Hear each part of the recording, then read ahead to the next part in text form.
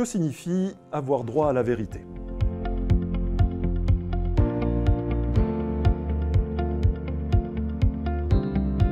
Le droit à la vérité occupe une place centrale dans la démarche restauratrice de la justice transitionnelle. Il est en réalité parti d'un droit plus large qui serait un droit de la victime ou de ses proches d'obtenir des organes compétents de l'État qu'ils déterminent les violations et les responsabilités correspondantes aux moyens d'enquête et de procès, et ce, selon les termes de la Cour interaméricaine des droits de l'homme dans l'arrêt Velázquez contre Guatemala de 2000. Il faut d'abord bien distinguer la vérité historique, établie par les commissions Vérité et Réconciliation ou institutions équivalentes, et la vérité judiciaire. La vérité historique n'est en effet pas exclusive d'une vérité judiciaire qui serait établie par un tribunal à l'issue d'une action en justice. Il s'agit ainsi d'éviter que la justice transitionnelle ne se résume au seul droit à l'établissement des faits. Ainsi, pour ce faire, la Cour interaméricaine des droits de l'homme a rappelé de manière constante, notamment dans des arrêts de 2000, Romero et Goldamez contre Salvador, et 2006, Arellano contre Chili, que l'exercice des fonctions des commissions Vérité ne remplace pas la procédure judiciaire comme méthode d'établissement de la vérité. Les vérités historiques, révélées par les commissions Vérité et Réconciliation, ne sont donc pas un substitut du devoir de l'État d'assurer l'établissement judiciaire des responsabilités individuelles ou étatiques par les moyens juridictionnels correspondants.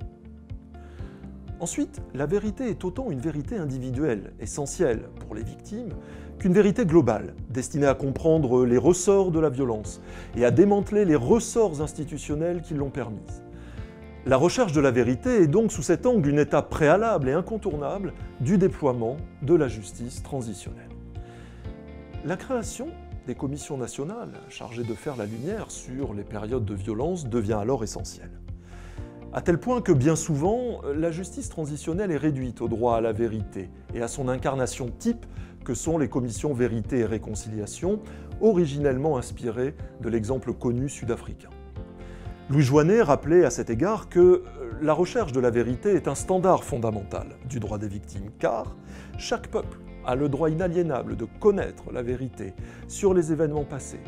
Les victimes, ainsi que leurs familles et leurs proches, ont le droit imprescriptible de connaître la vérité sur les circonstances dans lesquelles ont été commises les violations. La création de commissions nationales chargées de faire la lumière sur ces périodes de violence devient donc stratégique et bien souvent indispensable. C'est ainsi que sur tous les continents, de très nombreux États y ont eu recours dans le cadre de la justice transitionnelle. L'Afrique du Sud, bien sûr, avec la commission Vérité et Réconciliation. L'Argentine, avec la commission nationale sur les disparitions forcées. Le Canada, avec la commission Vérité et Réconciliation sur les pensionnats indiens. Le Chili, avec la commission nationale de Vérité et Réconciliation, puis la commission nationale de Réparation et Réconciliation. Madagascar, avec le Conseil de réconciliation malgache.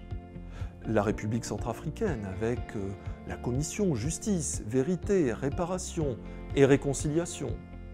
Le Rwanda, avec la commission nationale pour l'unité et la réconciliation. Ou encore, et de manière non exhaustive, le Togo, avec la commission Justice, Vérité et Réconciliation. En pratique, ces commissions Vérité ont pour mission d'enquêter et d'établir les faits. Pour ce faire, elles recueillent les informations par les témoignages et donnent la parole aux victimes, et elles ont alors un triple objectif. D'abord, mieux comprendre les mécanismes d'oppression. Ensuite, tenter d'apporter des réponses aux victimes. Et enfin, éviter le renouvellement des violations des droits de l'homme. Alors au final, quels que soient les contextes, ces commissions ont permis des avancées, souvent significatives, en termes de reconnaissance officielle des violations perpétrées, voire de poursuites judiciaires des responsables.